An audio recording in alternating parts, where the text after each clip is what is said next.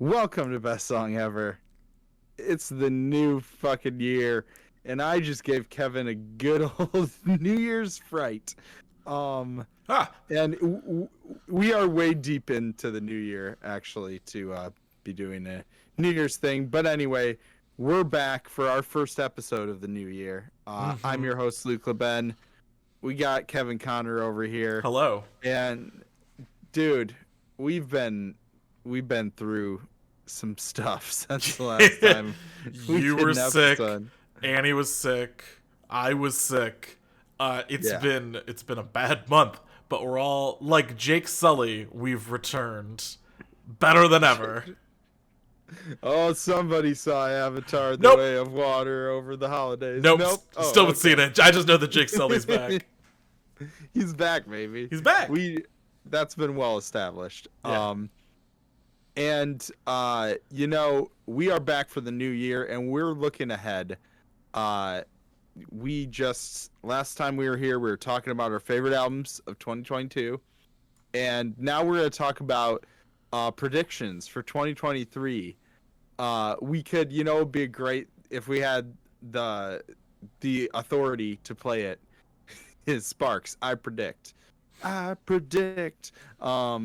this segment, but that's gonna have to do what I just did.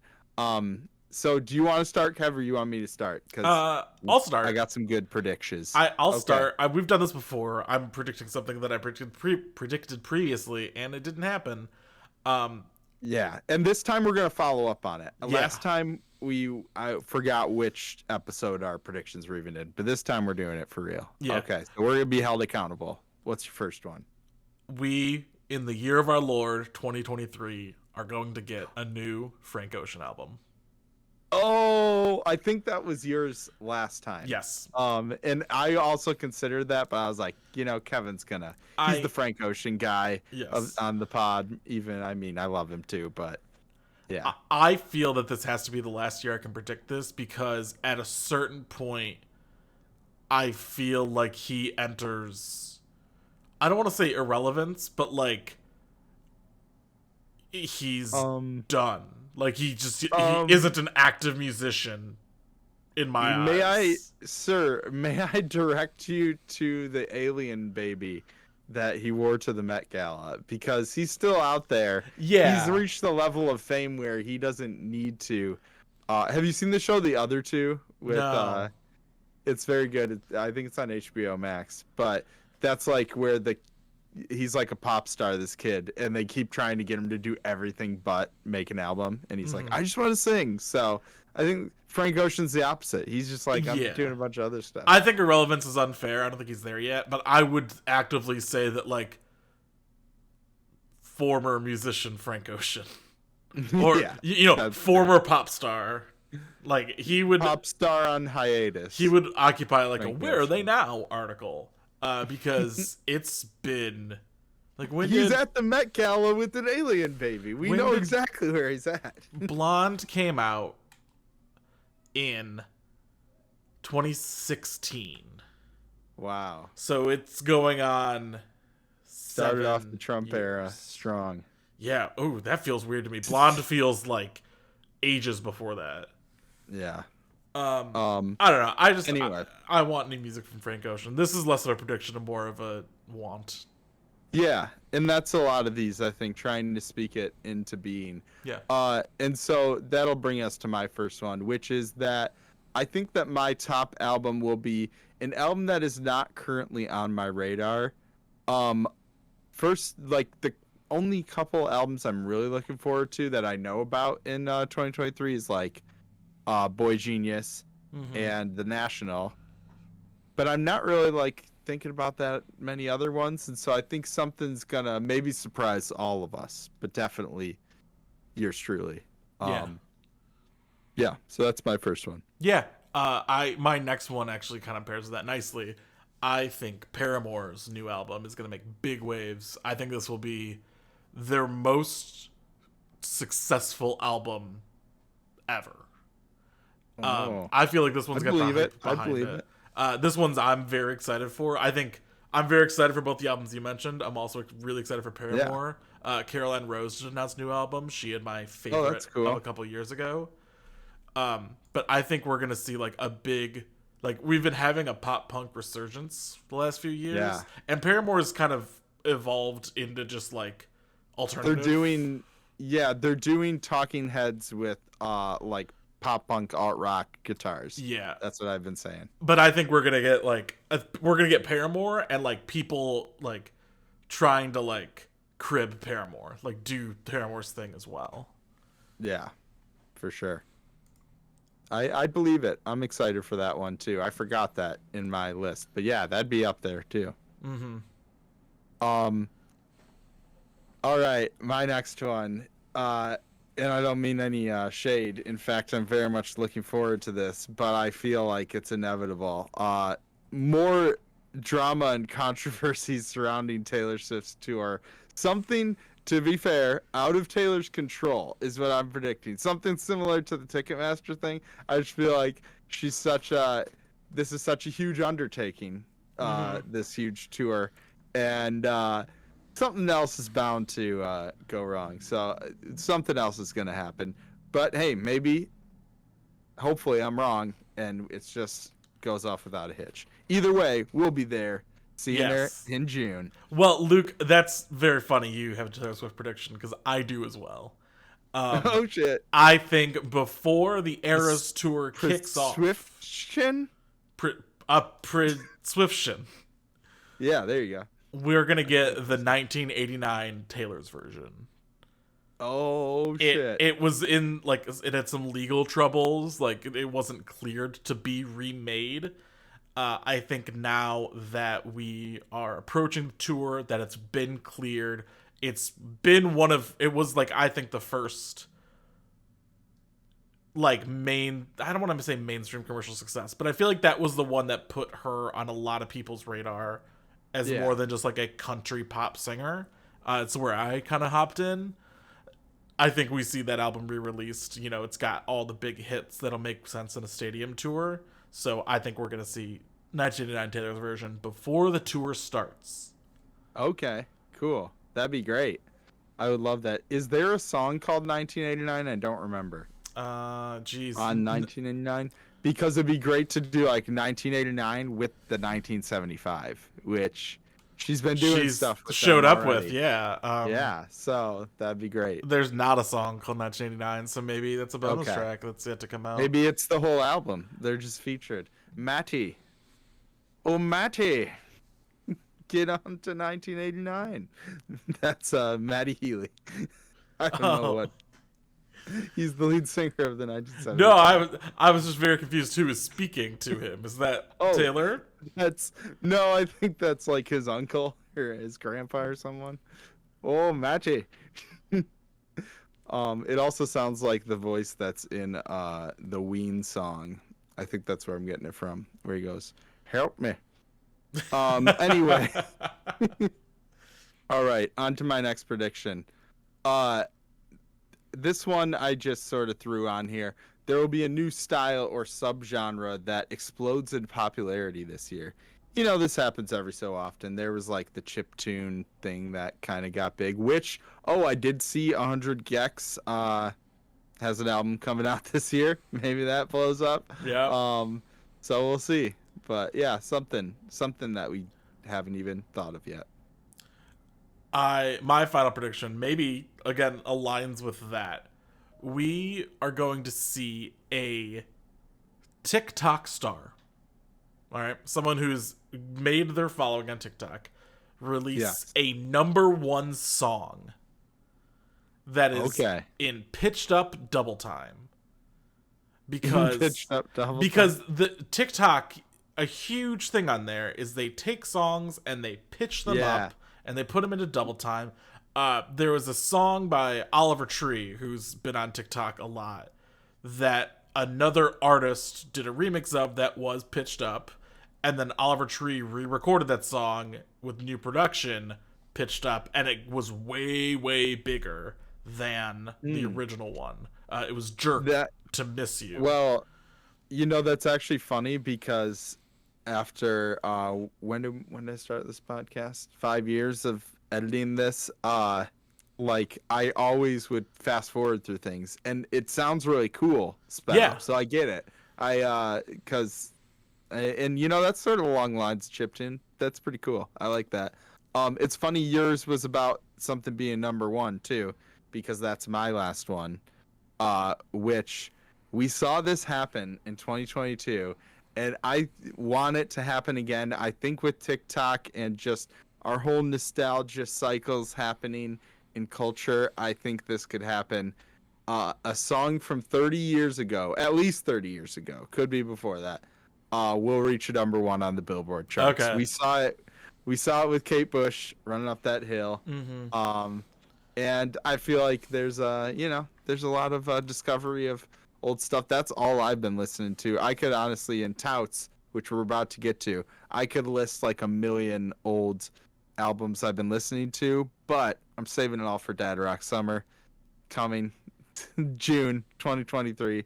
And so, yeah, we'll just talk about the new stuff. But yeah, I feel like that could happen. I feel like this is a world where that could happen. I almost had a really, really good specific prediction to make, but the timing doesn't work out. So, Luke, I want to make a prediction for the year 2028. Okay? Okay, so that's 5 years from now. Yes. ABBA will have a number one song. Okay? Because that will be accompanied with the third Mamma Mia film. Mamma Mia film. Which the first was in 2008 and the second was in 2018. So we will see the conclusion of the Mamma Mia cinematic universe trilogy in 2028. You cracked it. And ABBA will get a number one. We must protect Meryl Streep at all costs. Oh, she's dead in the second one. 2028. They've killed. Yeah, I haven't seen Spoilers. it. Oh yes, no, it's like at the beginning. It's fucked up. I just watched the first one for the first time because Annie loves it, and she's like, let's watch it. I love ABBA. It's fun. I'd watch it. I'd watch it. Everyone brings their A game. Like the cast is killing it. For sure. All right, should we get to touts? Yeah, let's do it. All right. Well, I got quite a list. A lot of good stuff. Some stuff that I discovered after we locked our year-end lists. And some stuff that just recently came out in 2023. So the few ones that came out this past week that I've been listening to a lot was, of course, Belle and Sebastian with Late Developers.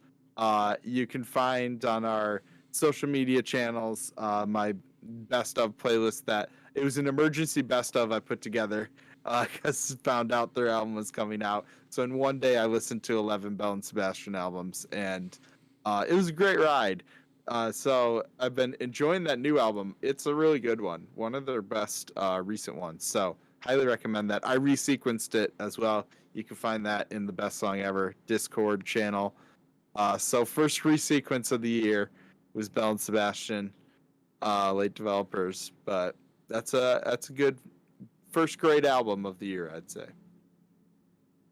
Then we got Margo Price with Strays.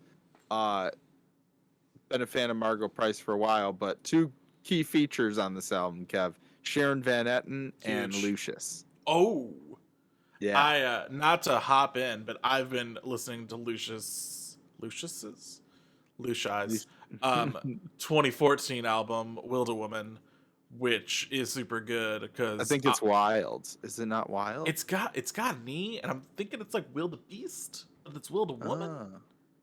I don't know. Whatever. It's great. Nice. I don't think I've listened to that one that much. It was more the one after that I kept. Yeah, it doesn't, to me, hold a candle to Second Nature, because I think they obviously go in that much more disco synthy glammy direction, but it's nice. I've really enjoyed it. Nice. Well, there's a bonus tout from you. Then got a shout out. Our editor, Dave Obenauer, did a great interview with James Yorkston and Nina Persson, who Nina Persson is from the Cardigans. And they have an album out with the Second Hand Orchestra. Great, orchestrated folk singer-songwriter.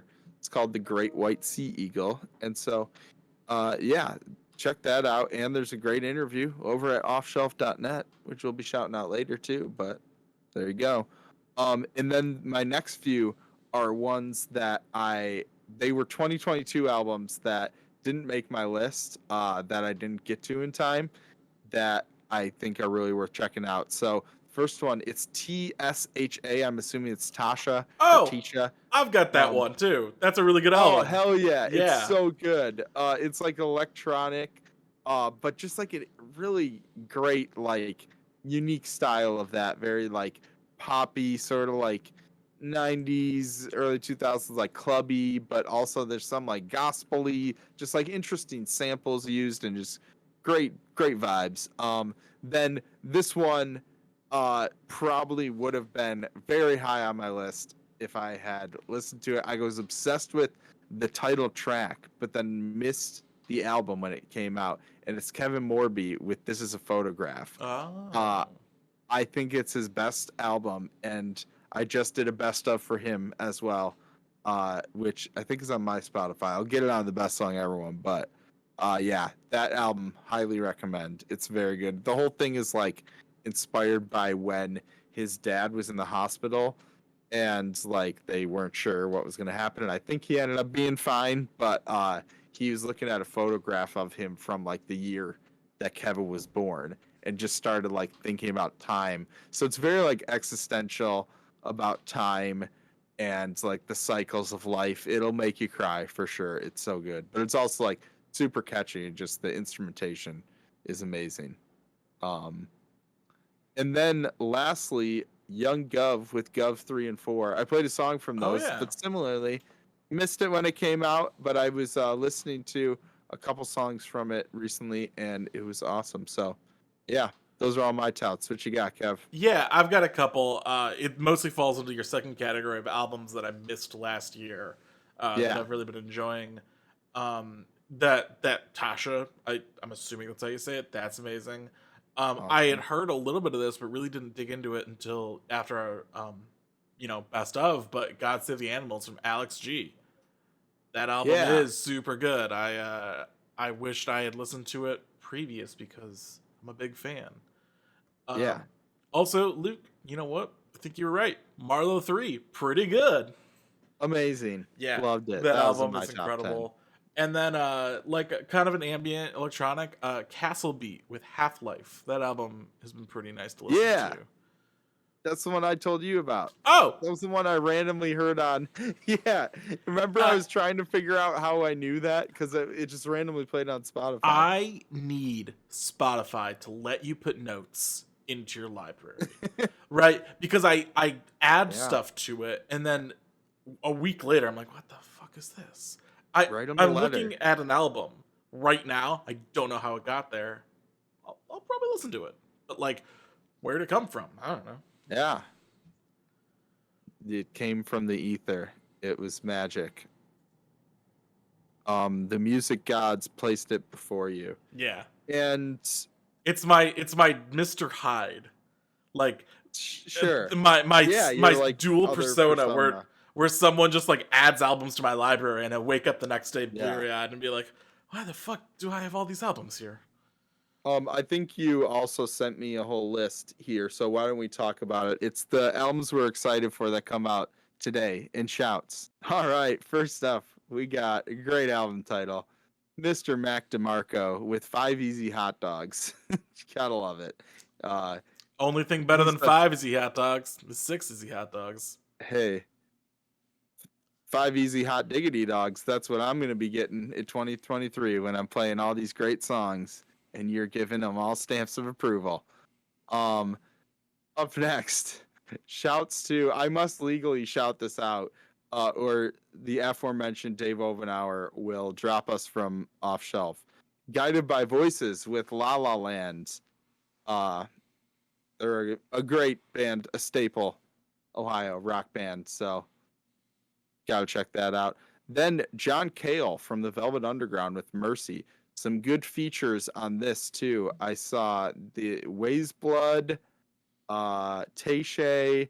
There was a couple others, but seems like it'll be pretty cool. And then Lapsley, good English singer songwriter, I believe. I got her album through Vinyl Me Please, that like record club that I was subscribed to for a time. Cautionary Tales of Youth is the record. And then Trippie Redd with Mansion Music, baby. He's a rapper. He was on like Yeah. Dave the Little Dicky Show. Yeah. You know him. Mm-hmm. All right, what you got, Kev? It's a huge week. I feel like we're hitting it strong. We've got Maneskin. Yeah. With Rush. They've got that little thing over the E, I think, that throws me off. Yeah, I know. So Lapsley has a accent that I don't know how to do over the A, so I may have said that wrong. You got LADYTRON with Time's Arrow. Oddisee, a great hip-hop R&B artist with To What End. His album from, like, I feel 2018, maybe, made it into my top 10 list. That was super good. He's amazing. That one song that just came out was the first song I put in my grooves. Like, that's my good songs playlist. I cleared it out for 2023, and that was the first one I put in was Oddisee's new song. Ooh, nice. We Are Scientists with Lobes. They are a band that's been around for quite a while, and I am certain they were featured in one of the Burnout games, the racing games made by Criterion. No, they're great games. They are absolutely a huge part of my like younger music influence. Like they had a lot of like alternative rock and like pop punk and stuff like that. I think where like a lot of people look to like a lot of the Tony Hawk games as games that had huge influences on their youth, Burnout was that for me. And so I'm always excited to see one of those artists pop up. And for me, it's Donkey Kong Country 2, Diddy Kong's Quest. Yes. The DK rap. Yes. No, that came on DK64. Oh, shit. See, come on, Kevin. You know fake fan. And then two bands I've seen live, actually. Newfound Glory with Make the Most of It. I had the chance to see them open for Tegan and Sarah and Paramore. What? Which is a wild lineup. Around? What? Yeah, at Pine Knob or whatever the hell that theater's called now. Amazing. Yeah, it was. I forget who the opener was, but it was an opener. Newfound Glory, Tegan and Sarah, and then Paramore. That's awesome. Ruled. And it was right like after the con came out, so it was like primo Tegan and Sarah. Right. And then July Talk, really good indie band with Remember Never Before. They've got two lead singers. One has a very nice female vocal voice, and the other one sounds like he's gargling gravel. And that's awesome. It's a great contrast. I've been a big fan of theirs for a long time. I love a good female vocal voice. Yeah, I don't know. Listen, she's an incredible vocalist. Like, she's a good singer. Yeah. It is not the aspect of the band that stands out. It's the dude who sounds old gravel throat over here. Go listen. Guns and Ammunition, great song by them from like their first album. Go listen to it. Okay, you'll know exactly what I'm talking about. Sounds good. I'm intrigued. That's all I got. Well, that's gonna do it for us. Our first minisode of 2023. We will follow up on these predictions later in the year, maybe next year in 2024. We'll look back on our predictions and hold ourselves accountable. But until then, we're gonna keep listening to some new music. So we'll be back next week with some new stuff for you. And we've got some exciting things planned for 2023. Don't forget, we've got Three Daddies. We're a Planet Ant podcast powered by Pinecast. Head over to planetant.com. Check out all the great stuff over there. And then offshelf.net. Check it out. It's on the internet. I just mentioned that great interview that Obenauer did, so go check that out. And that's going to do it for us this week. As always, I'm Luke LeBen saying, you better check your perspec. And I'm Kevin Connor saying, go ahead, chase those waterfalls. This is the best song ever. Happy goddamn New Year. You goof.